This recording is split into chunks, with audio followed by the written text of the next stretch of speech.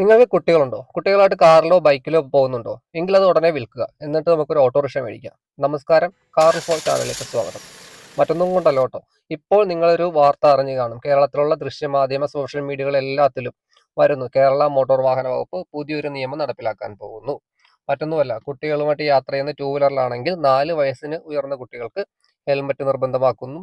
കാറിലാണെങ്കിൽ മുൻ സീറ്റിൽ ഇരിക്കാൻ പാടില്ല, പിൻ സീറ്റിലാണ്.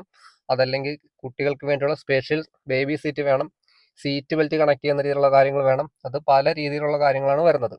ഒരു സാധാരണക്കാരൻ ഒരു 50,000 1,00,000 കൊടുത്തിട്ട് പഴയ കാറ് വാങ്ങിയാൽ അതിനകത്തും വേണം ഇതേപോലുള്ള ഫീച്ചേഴ്സുകൾ. നമുക്ക് ഓട്ടോറിക്ഷയെ പറ്റി ഒന്ന് ആലോചിച്ച് നോക്കിയാൽ ഹെൽമെറ്റ് വേണോ? ടൂ വീലർ അല്ല ഹെൽമെറ്റ് വേണ്ട, ഫോർ വീലർ അല്ല സീറ്റ് ബെൽറ്റും വേണ്ട, എയർ ബാഗ് വേണ്ട.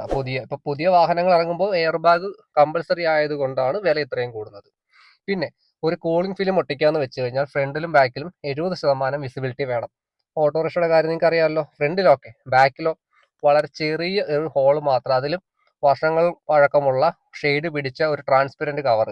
അതിലാണെങ്കിൽ കുട്ടിമാമ ഞാൻ പെട്ടുമാമ പോലെയുള്ള കുറെ ഡയലോഗുകൾ ഒട്ടിച്ച് ഒന്നും കാണാൻ പറ്റാത്ത രീതിയിൽ പോകുന്നു. അപ്പൊ നിയമങ്ങൾ നടപ്പിലാക്കുന്നത് ടൂ വീലറുകാരനും ഫോർ വീലറുകാരനും മാത്രമായി ഈ കേരളത്തിലെ നിയമങ്ങൾ ഒതുങ്ങുന്നു.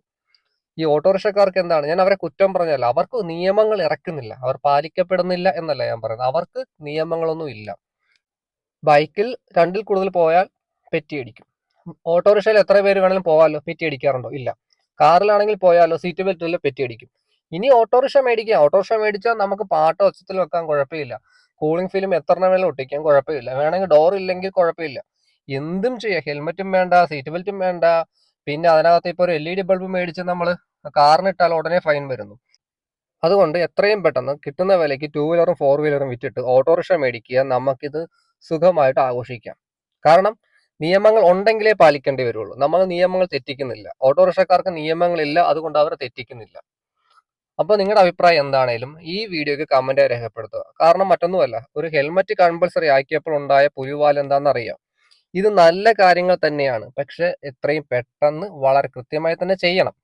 അതിനു മുന്നേ ചെയ്യേണ്ടത് ഒരു ഡ്രൈവിംഗ് സംസ്കാരം നടപ്പിലാക്കുന്നതിന് വേണ്ടിയുള്ള കാര്യങ്ങൾ എടുക്കുക.